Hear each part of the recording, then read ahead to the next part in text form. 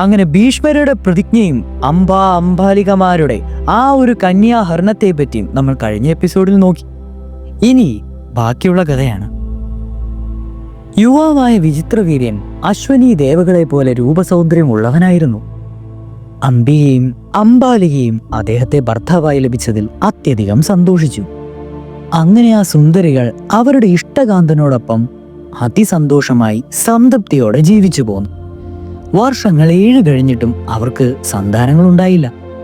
ഇതിനിടയ്ക്ക് രാജാവിന് ക്ഷയരോഗം പിടിവിട്ടു. വിദഗ്ധ ചികിത്സ നടത്തിയെങ്കിലും ഫലമൊന്നും ഉണ്ടായില്ല. അങ്ങനെ വിചിത്രവീര്യൻ മരണമടഞ്ഞു. ഭീഷ്മർക്ക് വിഷണ്ണത ബാധിച്ചു. വിചിത്രവീര്യന്റെ മരണത്തോടെ തന്റെ വംശം അനാഥമായിരിക്കുന്നു. അത് നിലനിർത്തുവാൻ ഇപ്പോൾ സന്തതികളേയില്ല. ഈ പരിതസ്ഥിതിയിൽ എന്താണ് വേണ്ടതെന്ന് ആലോചനയായി ഭീഷ്മർ. സത്യവതി അഗാധമായി ദുഃഖിച്ചു. തന്റെ 2 പുത്രന്മാരും മരിച്ചു പോയിരിക്കുന്നു. കുരുവംശത്തിന്റെ നിലനിൽപ്പ് പരിങ്ങലിലായി. താൻ കാരണമാണല്ലോ ഇപ്രകാരമെല്ലാം സംഭവിച്ചതെന്ന് ഓർത്തപ്പോൾ അവരുടെ ശോകം സീമാതീതമായി. സത്യവതി ഒരു ദിവസം ഭീഷ്മരെ തന്റെ അടുക്കിലേക്ക് വിളിപ്പിച്ചു. അവർ പറഞ്ഞു, എന്റെ 2 പുത്രന്മാരുടെയും ദേഹവിയോഗം കൊണ്ട് കുരുവംശം കുറ്റിയേറ്റു പോകരുത്. നീ വേദാന്തവും ശാസ്ത്രങ്ങളുമെല്ലാം പഠിച്ച പക്വമതിയാണ്. നീ മാത്രമാണ് ഇന്ന് കുരുവംശത്തിന് ആധാരം. വിചിത്രവീര്യന്റെ പത്നിമാർ നിന്റെ സഹോദര പത്നിമാരാണ്. അവർ ഉന്നതകുല ജാതരും യൗവനോക്തരുമാണ്. പുത്രന്മാർ ഉണ്ടാകണമെന്നുള്ള ആഗ്രഹം അവർക്കുമുണ്ട്. എന്റെ നിയോഗത്താൽ നീ രാജ്യഭാരം കയ്യേൽക്കുകയും ഭ്രാതൃധാരങ്ങളിൽ സന്താനങ്ങളെ ജനിപ്പിക്കുകയും ചെയ്യണം. കുരുവംശത്തിന്റെ നിലനിൽപ്പിന് ഇത് ആവശ്യമാണ് താനും. സത്യവതിയുടെ വാക്ക് കേട്ടപ്പോൾ ഭീഷ്മർ അചഞ്ചലനായി നിന്നു. അമ്മ പറയുന്നത് ശരിയാണ്. വിചിത്രവീരന്റെ ഭാര്യമാരിൽ സന്താനോൽപാദനം നടത്തി കുരുവംശം രക്ഷിക്കേണ്ടതാണ്. എന്നാൽ അമ്മ എന്നെ അക്കാര്യത്തിൽ നിർബന്ധിക്കരുത്. ബ്രഹ്മചര്യത്തെപ്പറ്റി ഞാൻ ചെയ്തിട്ടുള്ള സത്യം അമ്മയ്ക്ക് അറിവുള്ളതല്ലേ. ഞാനത് വീണ്ടും പറയാം. ഞാൻ 3 ലോകങ്ങളും ഉപേക്ഷിക്കാം. മഹത്തായ ദേവലോകവും ഉപേക്ഷിക്കുവാൻ തയ്യാറാണ്. എന്നാലും ഞാൻ ഈ സത്യം കൈവിടുകയില്ല. ഭൂമി അതിൻ്റെ ഗന്ധം വെടിഞ്ഞാലും, വെള്ളം അതിൻ്റെ രസം ഉപേക്ഷിച്ചാലും, സൂര്യൻ തൻ്റെ പ്രഭ കളഞ്ഞാലും, അഗ്നി ചൂടിനെ ഉപേക്ഷിച്ചാലും, ധർമ്മം വെടിഞ്ഞാലും ഞാൻ എൻ്റെ സത്യത്തെ ഉപേക്ഷിക്കുകയില്ല. ഇത് സത്യമാണ്. സത്യവതി എന്നിട്ടും വീണ്ടും ഭീഷ്മരെ ബ്രഹ്മചര്യത്തിൽ നിന്ന് പിന്മാറുവാൻ പ്രേരിപ്പിച്ചു. അവർ പറഞ്ഞു, നിന്റെ സത്യം ഒരു പ്രത്യേക സാഹചര്യത്തിൽ ഉണ്ടായതല്ലേ. അതിൻ്റെ കാലവും കഴിഞ്ഞു, സാഹചര്യവും മാറി. ഇപ്പോൾ നാം ആപത്തിൽപ്പെട്ടിരിക്കുന്നു. നിന്റെ കുലത്തിന്റെ സന്തതിയും ധർമ്മവും മുടിയാതിരിക്കാൻ തക്കവിധം നീ പ്രവർത്തിക്കേണ്ടതില്ലേ. എന്നാൽ സത്യവതിയുടെ പ്രേരണകൾക്കൊന്നും ഭീഷ്മരുടെ ദൃഢമായ മനസ്സിനെ ദുർബലപ്പെടുത്തുവാൻ കഴിഞ്ഞില്ല. അദ്ദേഹം ചെയ്ത പ്രതിജ്ഞ മുറുകെ പിടിച്ചുകൊണ്ട് പാറ പോലെ ഉറച്ചു നിന്നു. എങ്കിലും കുരുവംശത്തിന് നാശമുണ്ടാകാതിരിക്കണമെന്നുള്ള ചിന്ത ഭീഷ്മർക്കും ഉണ്ടായിരുന്നു. വംശം നിലനിർത്തുന്നതിനുള്ള വഴി അദ്ദേഹം സത്യവതിക്ക് ഉപദേശിച്ചു കൊടുത്തു. ഭീഷ്മർ പറഞ്ഞു, അമ്മേ, പണ്ട് ക്ഷത്രിയ വംശത്തെ മുഴുവൻ ഭാർഗവരാമൻ കൊന്നൊടുക്കി. അന്ന് സന്തതികളില്ലാതെ ക്ഷത്രിയ വംശം നശിക്കുവാൻ തുടങ്ങിയപ്പോൾ ക്ഷത്രിയ സ്ത്രീകൾ ആദരണീയരായ വിപ്രന്മാരെ വരുത്തി സന്താനോൽപാദനം നടത്തി. ആര് ജനിപ്പിച്ചതായാലും ആ സന്തതി വിവാഹം കഴിച്ചവനുള്ളത് തന്നെയാണ്. അങ്ങനെയാണ് വേദങ്ങളിലെ നിശ്ചയം. ആ നിശ്ചയപ്രകാരമാണ് ക്ഷത്രിയ സ്ത്രീകൾ ബ്രാഹ്മണരെ സ്വീകരിച്ചത്. അത് പിന്നീട് ക്ഷത്രിയരിലും നടപ്പായി. അതുപോലെ സന്താനമില്ലാത്ത ക്ഷത്രിയ രാജാക്കന്മാർ തപോധനന്മാരെയും മഹർഷിമാരെയും നിയോഗിച്ച് തങ്ങളുടെ ഭാര്യമാരിൽ സന്തതികളെ ഉൽപ്പാദിച്ച കഥകൾ പുരാതനമായ ഇതിഹാസങ്ങളിൽ പറഞ്ഞിട്ടുണ്ട്. അപ്രകാരം ഉണ്ടായിട്ടുള്ള പുത്രന്മാർ ധർമ്മജ്ഞരും അതിവീര്യ പരാക്രമികളുമായിട്ടുണ്ട്. ഞാൻ പറയുന്നത് കേട്ട് എന്താണ് ഇനിയെന്നും ചെയ്യേണ്ടതെന്ന് അമ്മ തീരുമാനിച്ചാൽ മതി. അതിന് അമ്മയ്ക്ക് പ്രയാസമുണ്ടെങ്കിൽ ഭാരതകുലത്തിന് സന്തതികൾ ഉണ്ടാകാനുള്ള വ്യക്തമായ മാർഗം ഞാൻ പറഞ്ഞുതരാം. ഗുണവാനായ ഒരു ബ്രാഹ്മണനെ ധർമ്മത്തോടുകൂടി വിചിത്രവീരന്റെ ഭാര്യമാരിൽ സന്താനോൽപത്തിക്ക് വേണ്ടി വരിക്കുക. സത്യവതി ഭീഷ്മരുടെ ഉപദേശം ശ്രദ്ധയോടെ കേട്ടു. വീണ്ടും ഭീഷ്മരെ നിർബന്ധിച്ചാലും ഒരു പ്രയോജനവും ഉണ്ടാവുകയില്ലെന്ന് അവർക്ക് ബോധ്യമായി. അവർ ഗാഢമായി ചിന്തിച്ചു. അവരുടെ മനസ്സിൽ ഒരു വഴി തെളിഞ്ഞു വന്നു. സത്യവതി പുഞ്ചിരിച്ചു. ലജ്ജയോടും ഇടറുന്ന തൊണ്ടയോടും കൂടി അവർ ഭീഷ്മരോട് പറഞ്ഞു, മകനെ, നിന്റെ ഉപദേശം എൻ്റെ കണ്ണുകൾ തുറന്നിരിക്കുന്നു. നമ്മുടെ വംശരക്ഷണത്തിന് സന്തതികൾ ഉണ്ടാവുന്ന ഒരു ഉപായം ഞാൻ കാണുന്നുണ്ട്. ഇതുവരെ മറ്റാരോടും പറയാത്തൊരു കാര്യം ഞാൻ നിന്നോട് പറയുകയാണ്. അത് നിന്നോടല്ലാതെ മറ്റാരോടാണ് എനിക്ക് പറയുവാനുള്ളത്? അത്രമാത്രം വിശ്വാസം എനിക്ക് നിന്നിലുണ്ട്. നീ സത്യമാണ്, ധർമ്മമാണ്, കുലത്തിൻ്റെ ആശ്രയമാണ്. അതുകൊണ്ട് സത്യമായ കാര്യം ഞാൻ പറയുന്നു. നീ അത് കേട്ട് വേണ്ട തീരുമാനം എടുക്കുക. സത്യവതി പറയുന്നത് എന്താണെന്ന് കേൾക്കുവാൻ ഭീഷ്മർ ആകാംക്ഷയോടെ കാത്തുനിന്നു. അപ്പോൾ താൻ പണ്ട് കന്യകയായിരുന്ന കാലത്ത് പരാശര മുനിയെ തോണിക്കടത്തുകയും മുനിയിൽ തനിക്ക് കൃഷ്ണദ്വൈപായനൻ ജനിച്ചതും അദ്ദേഹം വേദവ്യാസനായി ഇപ്പോൾ ജീവിക്കുന്നതും മറ്റുമായിട്ടുള്ള പൂർവ്വകാല കഥകളെല്ലാം അല്പം സാങ്കോചത്തോടെയാണെങ്കിലും സത്യവതി ഭീഷ്മരോട് പറഞ്ഞു. സത്യവതി തുടർന്നു. ആവശ്യമുള്ളപ്പോൾ എന്നെ സ്മരിക്കുക എന്ന് അവൻ എന്നോട് പറഞ്ഞിട്ടുണ്ട്. നമുക്കിപ്പോൾ അവൻ്റെ സഹായം അത്യാവശ്യമായിരിക്കുന്നു. അതുകൊണ്ട് ഞാൻ അവനെ സ്മരിക്കാം. നീ സമ്മതിക്കുന്ന പക്ഷം അവൻ നമ്മുടെ വംശ സംരക്ഷണത്തിനു വേണ്ടി പുത്രന്മാരെ ജനിപ്പിക്കട്ടെ. വേദവ്യാസൻ എന്ന് കേട്ട മാത്രയിൽ തന്നെ ഭീഷ്മരുടെ കണ്ണുകൾ അർദ്ധനിയമലീതങ്ങളായി, പാണികൾ മുകളിതമായി. ഭീഷ്മർ പറഞ്ഞു, അമ്മേ, അദ്ദേഹം ധർമാർത്ഥ കാമങ്ങൾ മൂന്നും കണ്ടറിഞ്ഞവനാണ്. എല്ലാം വേണ്ടതുപോലെ ചിന്തിച്ച് പ്രവർത്തിക്കുന്നതിനുള്ള കഴിവ് അദ്ദേഹത്തിനുണ്ട്. അമ്മയുടെ അഭിപ്രായം നല്ലത് തന്നെ. അതിലെനിക്കും സമ്മതമാണ്. സത്യവതി അന്തഃപുരത്തിലേക്ക് പോയി. ഒരിക്കൽ മാത്രം കണ്ടുപിരിഞ്ഞ തന്റെ ആദ്യത്തെ പുത്രനെ വീണ്ടും കാണുവാൻ പോകുമെന്നോർത്തപ്പോൾ അവർക്ക് അലൗകികമായ ഒരു അനുഭൂതിയാണ് ഉണ്ടായത്. സത്യവതി കൃഷ്ണദ്വൈപായനനെ സ്മരിച്ചു. വേദങ്ങളെ വേർതിരിച്ച് ചൊല്ലിക്കൊണ്ടിരുന്ന വേദവ്യാസൻ അമ്മ തന്നെ സ്മരിക്കുന്ന വിവരം ഗ്രഹിച്ച ഉടൻ തന്നെ അമ്മയുടെ മുന്നിൽ പ്രത്യക്ഷപ്പെട്ടു. അദ്ദേഹം അമ്മയുടെ കാലുകൾ കഴുകി സാഷ്ടാംഗം നമസ്കരിച്ചു. ജനിച്ച ഉടനെ തന്നെ വിട്ടുപോയ തന്റെ പ്രഥമപുത്രനെ വർഷങ്ങൾക്ക് ശേഷം വീണ്ടും കണ്ടപ്പോൾ സത്യവതിയുടെ മാതൃഹൃദയം തരളിതമായി. വികാരപാരവശ്യത്താൽ അവളുടെ മുലകൾ ചുരന്നു. അവളുടെ കണ്ണുകൾ സന്തോഷ ബാഷ്പം കൊണ്ട് നിറഞ്ഞു. അവൾ മകന്റെ മൂർധാവിൽ ചുംബിച്ചു. മാതാവിന്റെ ലാണലകൾ കൊണ്ടും കോരിത്തരിച്ച ഹൃദയത്തോടെ വ്യാസൻ പറഞ്ഞു, അമ്മേ, ഞാനിതാ എത്തിയിരിക്കുന്നു. അമ്മയുടെ ആഗ്രഹം എന്തായാലും അത് നിറവേറ്റി തരുന്നതാണ്. സത്യവതി പുത്രനോട് പറഞ്ഞു, മകനെ, ഭൂതവും ഭാവിയും വർത്തമാനവും മനസ്സിൽ കണ്ടറിയുന്നതിന് കഴിവുള്ള മഹാകവിയാണല്ലോ നീ. അതുകൊണ്ട് എൻ്റെ ഇംഗിതം ഞാൻ പറയാതെ തന്നെ നീ ഗ്രഹിച്ചിരിക്കും. എങ്കിലും ഞാൻ പറയേണ്ടത് ആവശ്യമായതുകൊണ്ട് പറയാം. കുരുവംശം സന്തതിയില്ലാതെ മുരടിച്ചു നിൽക്കുന്നു. ഭീഷ്മർ സത്യത്തിൽ ഉറച്ചു നിൽക്കുന്നവനായതുകൊണ്ട് അവൻ മൂലം സന്തതി ഉണ്ടാവുവാൻ സാധ്യമല്ല. അംബികയും അംബാലികയും യുവത്വം കൈവിടാത്ത നവോഢകളാണ്. സന്തതികൾ ഉണ്ടാവണമെന്നുള്ള ആഗ്രഹവും അവർക്കുണ്ട്. അവരുടെ ഭർത്താവായ വിചിത്രവീര്യൻ നിന്റെ അനുജനാണ്. നീ അവന്റെ ഭാര്യമാരിൽ പുത്രന്മാരെ ജനിപ്പിക്കണം. ഇത് ധർമാനുസരണമുള്ളതാണോ? ഭീഷ്മർ ഇതിനെ സമ്മതിച്ചിരിക്കുന്നു. ഞാൻ നിന്നോട് കൽപ്പിക്കുകയാണ്, നീ എൻ്റെ കൽപ്പന അനുസരിക്കണം. വ്യാസൻ പ്രതിവചിച്ചു, അമ്മേ, ഞാനിത് നേരത്തെ കണ്ടിട്ടുള്ളതാണ്. ഞാനമ്മയുടെ അഭീഷ്ടം സാധിച്ചു തരാം. എന്നാൽ ഇതിലേക്കായി ആ ദേവിമാർ 1 വർഷത്തെ വ്രതമെടുത്ത് ആത്മശുദ്ധിയുള്ളവരാകണം. അതിനുശേഷം മാത്രമേ അവർ എന്നെ സമീപിക്കാവൂ. സത്യവതി പറഞ്ഞു, നീ പറയുന്നത് പോലെ കാലതാമസം വരുത്തുവാൻ സാധ്യമല്ല. രാജാവില്ലാത്ത അവസ്ഥയാണ് ഇന്ന് രാജ്യത്തിനുള്ളത്. രാജ്യം അരാജകമാകിയാൽ ശ്രേയസ് ഉണ്ടാകുകയില്ല. അതുകൊണ്ട് രാജ്ഞിമാർ എത്രയും വേഗത്തിൽ ഗർഭം ധരിക്കണം. അവർക്കുണ്ടാകുന്ന കുഞ്ഞുങ്ങളെ ഭീഷ്മർ വളർത്തിക്കൊള്ളും. വ്യാസൻ പറഞ്ഞു, എൻ്റെ അനുജനു വേണ്ടി ഉടൻ തന്നെ പുത്രോൽപത്തി ചെയ്യണമെങ്കിൽ എൻ്റെ വൈരൂപ്യമായ ഈ രൂപം അവർ പൊറുക്കേണ്ടി വരും. അതും മതിയായ ഒരു വ്രതമാണ്. എൻ്റെ ഗന്ധം, രൂപം, വേഷം, ദേഹം ഇവയൊക്കെ സഹിക്കുവാൻ തയ്യാറാവുകയാണെങ്കിൽ അംബിക ഞാൻ നൽകുന്ന ഗർഭം കൈക്കൊള്ളട്ടെ. അതൊന്നും പ്രശ്നമല്ലെന്നായിരുന്നു അമ്മയുടെ അഭിപ്രായം. അമ്മയുടെ നിർദ്ദേശപ്രകാരം പ്രവർത്തിക്കാമെന്ന് വ്യാസൻ സമ്മതിച്ചു. ഇന്ന് രാത്രി തന്നെ അംബിക എൻ്റെ സാന്നിധ്യം പ്രതീക്ഷിച്ചു കൊള്ളട്ടെ എന്ന് പറഞ്ഞ് വ്യാസൻ അപ്രത്യക്ഷനായി. സത്യവതി അംബികയുടെ അടുത്തെത്തി.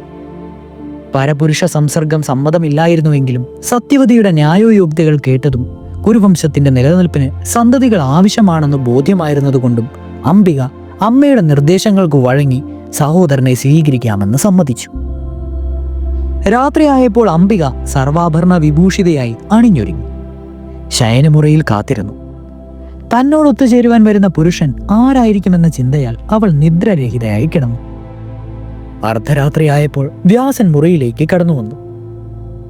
തെളിഞ്ഞു കത്തുന്ന ദീപങ്ങളുടെ ദീപ്തിപുരത്തിൽ അംബിക കണ്ടത് ജടയും ചെമ്പിച്ച മീശയുമുള്ള മുനിയുടെ വൈരൂപം. അവൾക്കത് സഹിക്കുവാൻ കഴിഞ്ഞില്ല. അവളുടെ കണ്ണുകൾ അടഞ്ഞുപോയി. കൃഷ്ണദ്വൈപായനൻ എന്ന വ്യാസൻ അവളോടൊപ്പം ശയിച്ചിട്ട് പുറത്തു വന്നു. വ്യാസൻ പോയതിനു ശേഷം മാത്രമേ അംബിക കണ്ണു തുറന്നുള്ളൂ.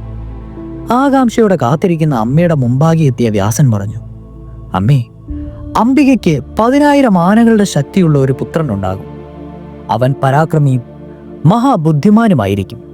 എന്നാൽ അവന്റെ അമ്മ ചെയ്ത പ്രവൃത്തി കൊണ്ട് അവൻ അന്ധനായിരിക്കും. സത്യവതി സങ്കടപ്പെട്ടു. അന്ധനായ ഒരു അരജൻ കുരുവംശ നായകനായി രാജ്യം ഭരിക്കുകയോ? അപ്രകാരം ചിന്തിക്കുവാൻ പോലും അവർ അശക്തരായിരുന്നു. അവർ മകനോട് പറഞ്ഞു, മകനെ, നീ രണ്ടാമതൊരു പുത്രനെ തരണം. അവൻ ഇന്ദ്രന് തുല്യനായ പരാക്രമശാലിയായിരിക്കണം. അമ്മയുടെ ആഗ്രഹം സഫലമാക്കാമെന്ന് പറഞ്ഞിട്ട് വ്യാസൻ പറഞ്ഞു. യഥാകാലം അംബിക ഒരു പുത്രനെ പ്രസവിച്ചു. കുമാരൻ അന്ധനായിരുന്നു. സത്യവതി വീണ്ടും വ്യാസനെ സ്മരിച്ചു വരുത്തി. ഇപ്രാവശ്യം അംബാലികയിൽ പുത്രനെ ജനിപ്പിക്കുവാനാണ് അമ്മ ആവശ്യപ്പെട്ടത്. അംബിക ചെയ്തതുപോലെ അണിഞ്ഞൊരുങ്ങിയ വ്യാസനെ പ്രതീക്ഷിച്ചുകൊണ്ട് അംബാലിക അവളുടെ ശയനമുറയിൽ കിടന്നു. മുനി അവളുടെ സമീപമെത്തി. മുനിയുടെ വേഷവും വൈരൂപ്യവും കണ്ട അംബാലിക പിളറി വെളുത്തുപോയി. അവൾ അങ്ങനെ പാണ്ഡൂരയായി. അംബാലികയോടൊപ്പം ശയിച്ചിട്ട് പുറത്തു വന്ന വ്യാസൻ അമ്മയുടെ മുമ്പാകെ എത്തി. അദ്ദേഹം അമ്മയോട് പറഞ്ഞു, അമ്മേ, അംബാലികയ്ക്കും എന്റെ വൈരൂപ്യം സഹിക്കാൻ കഴിഞ്ഞില്ല. അവൾ എന്നെ കണ്ടപ്പോൾ വിളറി വെളുത്തുപോയി. അങ്ങനെ പാണ്ഡൂരിയായി തീർന്നു. അവളുടെ പുത്രൻ പാണ്ഡുവായി തീരും. അവന്റെ പേര് തന്നെയും പാണ്ഡുവെന്നായിരിക്കും. അമ്മയ്ക്ക് പിന്നെയും വിഷാദമായി. ഒരു പുത്രനെ കൂടി ജനിപ്പിക്കണമെന്ന് സത്യവതി ആവശ്യപ്പെട്ടു. അങ്ങനെയാവാമെന്ന് സമ്മതിച്ചിട്ട് വ്യാസൻ അപ്രത്യക്ഷനായി. യഥാകാലം അംബാലിക ഒരു പുത്രനെ പ്രസവിച്ചു. ആ കുട്ടി ലക്ഷണയുക്തനായിരുന്നുവെങ്കിലും വ്യാസൻ പറഞ്ഞതുപോലെ പാണ്ഡുവായിരുന്നു. സത്യവതി ഒരിക്കൽ കൂടി വ്യാസനെ സ്മരിച്ചു. വ്യാസൻ വന്നു ചേർന്നു. അംബികയിൽ ഒരു പുത്രനെ കൂടി ജനിപ്പിക്കണമെന്നായിരുന്നു സത്യവതി നിർദ്ദേശിച്ചത്. വ്യാസൻ അംബികയുടെ ശയനമുറയിൽ പ്രവേശിച്ചു. മുനിയുടെ ഗന്ധവും രൂപവും മറ്റും കൊണ്ടും മനസ്സുമെടുത്ത അംബിക മുനിയെ സമീപിച്ചില്ല. അവൾക്ക് പകരമായി അവളുടെ ദാസിയെയാണ് മുനിയുടെ അടുക്കിലേക്ക് നിയോഗിച്ചത്. ദാസി വ്യാസനെ സ്നേഹത്തോടെ ആലിംഗനം ചെയ്തു. വ്യാസൻ പരിപൂർണനായി സംതൃപ്തനായി. അദ്ദേഹം പറഞ്ഞു, നീ ഇനിമേൽ ദാസിയല്ല, നിനക്ക് ശ്രേഷ്ഠനായ ഒരു പുത്രൻ പിറക്കും. അവൻ ഏറ്റവും വലിയ ധർമാത്മാവും മഹാബുദ്ധിമാനുമായിരിക്കും. അവന്റെ കീർത്തി ലോകമെമ്പാടും പരക്കും. ഇപ്രകാരം അംബികയ്ക്ക് ധൃതരാഷ്ട്രനും അംബാലികയ്ക്ക് പാണ്ഡുവും ജനിച്ചു. അവർ കുരുവംശം നിലനിർത്തുന്ന കുമാരന്മാരായി തീർന്നു. ദാസിയുടെ പുത്രനായി ജനിച്ചവന്റെ പേര് വിതുരൻ എന്നായിരുന്നു. വിതുരനും മറ്റുള്ളവരോടൊപ്പം കൊട്ടാരത്തിൽ വളർന്നു വന്നു. വേദവ്യാസ മുനിക്ക് അംബികയുടെ ദാസിയിൽ ജനിച്ച പുത്രനാണ് വിതുരൻ എന്ന് പറഞ്ഞല്ലോ. മാണ്ഡവ്യൻ എന്ന മുനിയുടെ ശാപം നിമിത്തം യമധർമ്മൻ മനുഷ്യനായി പിറക്കേണ്ടി വന്നു. അപ്രകാരം യമധർമ്മൻ വിതുരരായിട്ടാണ് ജനിച്ചത്. ആ കഥ കൂടി പറയാം. മാണ്ഡവ്യൻ എന്നൊരു ബ്രാഹ്മണ ശ്രേഷ്ഠൻ ഉണ്ടായിരുന്നു. ധൈര്യവാനും സത്യവാനും ധർമ്മിഷ്ഠനുമായിരുന്നു അദ്ദേഹം മഹാതാപസനുമായിരുന്നു. അദ്ദേഹം തപസ് ചെയ്യുന്ന കാലത്ത് ഒരിക്കൽ കുറെ കള്ളന്മാർ മോഷണ മുതലുമായി അദ്ദേഹത്തിന്റെ ആശ്രമ പരിസരത്ത് വന്നു. രാജഭടന്മാർ അവരെ പിന്തുടരുന്നുണ്ടായിരുന്നതുകൊണ്ട് തസ്കരന്മാർ ആശ്രമത്തിലേക്ക് കയറി മോഷണ വസ്തുക്കൾ ഒളിപ്പിച്ചു വെച്ചു. എന്നിട്ട് സ്ഥലം വിടുകയും ചെയ്തു. ഭടന്മാർ ആശ്രമത്തിലെത്തി. ആശ്രമത്തിന്റെ മുൻഭാഗത്തിരുന്ന് തപസ് ചെയ്തിരുന്ന മുനിയോട് കള്ളന്മാരെ പറ്റി തിരക്കി. മൗനവ്രതത്തിലായിരുന്ന മാണ്ഡവ്യൻ മറുപടിയൊന്നും പറഞ്ഞില്ല. ഭടന്മാർ ആശ്രമത്തിനുള്ളിൽ കടന്നു പരിശോധിച്ചപ്പോൾ തൊണ്ടി സാധനങ്ങൾ കണ്ടു. മോഷ്ടിക്കപ്പെട്ട സാധനങ്ങൾ ആശ്രമത്തിൽ കണ്ടപ്പോൾ മുനിക്കും മോഷണത്തിൽ പങ്കുണ്ടായിരിക്കുമെന്ന് രാജഭടന്മാർ നിശ്ചയിച്ചു. അവർ തൊണ്ടിയോടൊപ്പം മുനിയെയും പൊക്കി രാജാവിന്റെ മുന്നിൽ ഹാജരാക്കി. ശൂലത്തിൽ കയറ്റി മുനിയെ കൊല്ലട്ടെ എന്ന് രാജാവ് വിധിച്ചു. ഭടന്മാർ അതിൻ പ്രകാരം മുനിയെ ശൂലത്തിൽ കയറ്റി. മുനി മരിച്ചില്ല. വളരെ കാലം ജലപാനം പോലും ഇല്ലാതെ അദ്ദേഹം ശൂലത്തിൽ കിടന്നു. മാണ്ഡവ്യ മുനിയുടെ തപശക്തി കണ്ട് മറ്റു മുനിമാർ അദ്ദേഹത്തിന്റെ അടുക്കിലേക്ക് ആകർഷിക്കപ്പെട്ടു.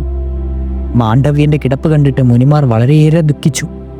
അവർ ചോദിച്ചു, ഹേ ദിജ്വസത്തമ, ഇപ്രകാരം ശൂലത്തിൽ കയറ്റുന്ന ശിക്ഷ അനുഭവിക്കത്തക്കവണ്ണം എന്തു കുറ്റമാണ് അങ്ങ് ചെയ്തത്? മുനി പറഞ്ഞു, എന്നെ ആരും ദ്രോഹിച്ചിട്ടില്ല, ഞാൻ ആരെയും കുറ്റപ്പെടുത്തുന്നതുമില്ല. ഈ നിലയിൽ മുനി പിന്നെയും വളരെ നാളുകൾ ശൂലത്തിൽ കിടന്നു. വിവരം രാജാവ് പറഞ്ഞു. അദ്ദേഹം മന്ത്രിമാരോടുമൊപ്പം മുനിയുടെ അടുത്തെത്തി. രാജാവ് അറിയാതെ ചെയ്തു പോയ തെറ്റിന് മാപ്പ് കൊടുക്കണമെന്ന് മുനിയോട് അപേക്ഷിച്ചു. മുനി പ്രസാദിച്ചു. അദ്ദേഹം രാജാവിന് മാപ്പ് കൊടുത്തു. മഹർഷിയുടെ ശരീരത്തിൽ നിന്ന് ശൂലമെടുത്തു കളയുവാൻ രാജാവ് കൽപ്പിച്ചു. എന്നാൽ അദ്ദേഹത്തിന്റെ ശരീരത്തിൽ നിന്ന് ശൂലം ഊരിയെടുക്കുവാൻ കഴിഞ്ഞില്ല. എത്ര ശ്രമിച്ചിട്ടും ശൂലം ശരീരത്തിൽ നിന്ന് ഊരി വരുന്നില്ലെന്ന് കണ്ടപ്പോൾ ശരീരത്തിൽ നിന്ന് പുറത്തേക്ക് തള്ളി നിന്നിരുന്ന ശൂലഭാഗം മുറിച്ചു കളഞ്ഞു. അതിൽ പിന്നെ ഉള്ളിൽ തങ്ങി നിൽക്കുന്ന ശൂലത്തോടെയാണ് മുനി സഞ്ചരിച്ചിരുന്നത്. ശൂലത്തിന്റെ മുന ശരീരത്തിൽ ഏന്തി സഞ്ചരിക്കുകയാൽ അദ്ദേഹം അണിമാണ്ഡവ്യൻ എന്ന പേരിൽ അറിയപ്പെട്ടു. ശൂലത്തിന്റെ മുകളിൽ കിടന്നപ്പോഴും അദ്ദേഹം തപസ് ചെയ്യുകയായിരുന്നു. തന്മൂലം അദ്ദേഹം മറ്റാർക്കും കഴിയാത്ത വിധത്തിൽ പുണ്യങ്ങൾ നേടി. ദേഹത്യാഗം ചെയ്തു കഴിഞ്ഞ അദ്ദേഹം യമധർമ്മപുരിയിലെത്തി. അവിടെ ധർമാസനത്തിലിരുന്ന ധർമ്മദേവനെ കണ്ട് മാണ്ഡവ്യൻ ദേഷ്യത്തോടെ പറഞ്ഞു, ശൂലത്തിലേറ്റുന്ന ശിക്ഷ അനുഭവിക്കത്തക്കവണ്ണം ഞാൻ എന്ത് പാവമാണ് ചെയ്തിട്ടുള്ളെന്ന് പറയുക. എന്റെ തപോബലം കാണിച്ചു തരാം.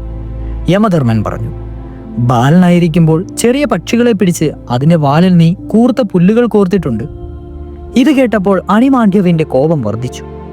അദ്ദേഹം പറഞ്ഞു, അറിവില്ലാത്ത ബാല്യകാലത്ത് ചെയ്തതൊന്നും അധർമ്മമല്ല. നിസാര കുറ്റത്തിന് വലിയ ശിക്ഷയാണ് നീ വിധിച്ചത്. നീ അതുകൊണ്ട് ശൂദ്രസ്ത്രീയിൽ മനുഷ്യനായി ജനിക്കും. 14 വയസ്സുവരെ ബാലന്മാർ ചെയ്യുന്ന പ്രവൃത്തികളൊന്നും മേലിൽ പാപകരണമാവുകയില്ലെന്ന് ഞാൻ വിധിക്കുന്നു. ഈ ശാപത്താൽ യമധർമ്മന് ഭൂമിയിൽ മനുഷ്യനായി ജനിക്കേണ്ടി വന്നു. അദ്ദേഹം അംബികയുടെ ദാസീപുത്രനായി ജനിച്ചു. ഇപ്രകാരം ധർമ്മരാജാവിന്റെ അംശാവതാരമായി ജനിച്ച ആളാണ് വിതുരർ. അദ്ദേഹം എല്ലാ വിദ്യകളിലും അസാധാരണമായ പ്രാവീണ്യവും പാണ്ഡിത്യവും സമ്പാദിച്ചു. ധർമ്മശാസ്ത്രത്തിലും രാജനീതികളിലും മറ്റുള്ളവരെ ഉപദേശിക്കുന്നതിലും വിതുരർക്ക് അതീവമായ പാണ്ഡിത്യമുണ്ടായിരുന്നു. അങ്ങനെ ധൃതരാഷ്ട്രർ, പാണ്ഡു, വിതുരൻ എന്നീ 3 ബാലന്മാരും ഒരച്ഛന്റെ മക്കളായി തന്നെ വളർന്നു വന്നു. ഭീഷ്മർ അവരെ സ്വന്തം പുത്രന്മാരെ പോലെ പരിലാളിച്ചു. വേണ്ട വിധത്തിൽ വിദ്യാഭ്യാസം ചെയ്യിപ്പിച്ചു. വേദം, ധനുർവിദ്യ, ഗത, ചർമ്മം, അഗ്നിയുദ്ധം, ഗജശിക്ഷ, നീതിവിദ്യ, ഇതിഹാസം, പുരാണശിക്ഷ എന്നിവയിൽ അവർ 3 പേരും ഒരുപോലെ പ്രാവീണ്യം നേടി. ധൃതരാഷ്ട്രൻ എല്ലാവരേക്കാളും ശക്തനായിരുന്നു. അമ്പും വില്ലും കൊണ്ടുള്ള പ്രയോഗത്തിൽ പാണ്ഡു പ്രാമുഖ്യം നേടി. വിതുരരെ വെല്ലുന്ന ധർമ്മജ്ഞന്മാർ അന്ന് വിണ്ണിൽ തന്നെ ഉണ്ടായിരുന്നില്ല. വാടിക്കരിഞ്ഞു പോയി എന്ന് കരുതിയിരുന്ന കുരുവംശം പുഷ്ടമായി. ധൃതരാഷ്ട്രൻ അന്ധനായതുകൊണ്ട് പാണ്ഡു രാജാവായി. രാജകുമാരന്മാർക്ക് വിവാഹപ്രായമായി. ഭീഷ്മർ അവരുടെ വിവാഹം നടത്തുന്നതിനുള്ള ആലോചന തുടങ്ങി. ഗാന്ധാര രാജാവായ സുബലന് ഗാന്ധാരി എന്നൊരു പുത്രിയുണ്ടെന്നും അവളെ ധൃതരാഷ്ട്രനെ കൊണ്ട് വിവാഹം കഴിപ്പിക്കണമെന്നും ഭീഷ്മർ ആഗ്രഹിച്ചു. വിവരം സുബലനെ അറിയിച്ചു. എന്നാൽ ധൃതരാഷ്ട്രൻ അന്ധനാണെന്നുള്ള മനപ്രയാസം സുബലനുണ്ടായിരുന്നു. പക്ഷേ കുരുരാജവംശത്തിന്റെ പ്രസിദ്ധിയുടെ അടിസ്ഥാനത്തിൽ സുബലൻ അവസാനം വിവാഹത്തിന് സമ്മതിച്ചു. അങ്ങനെ ധൃതരാഷ്ട്രൻ ഗാന്ധാരിയെ വിവാഹം കഴിച്ചു. തന്റെ ഭർത്താവാകുവാൻ പോകുന്ന ആൾ അന്ധനാണെന്ന് അറിഞ്ഞയുടനെ ഗാന്ധാരി ഒരു പട്ടെടുത്തു മടക്കി തന്റെ കണ്ണു മൂടിക്കെട്ടി കണ്ണിന്റെ കാഴ്ച മറച്ചു. ഭർത്താവിനേക്കാൾ കൂടുതലായി തനിക്കൊരു മേന്മയും വേണ്ടെന്ന് തീരുമാനിച്ചതുകൊണ്ടാണ് അപ്രകാരം ചെയ്തത്. അവർ ജീവിതാവസാനം വരെ അന്ധയെപ്പോലെ തന്നെ കഴിച്ചുകൂട്ടി.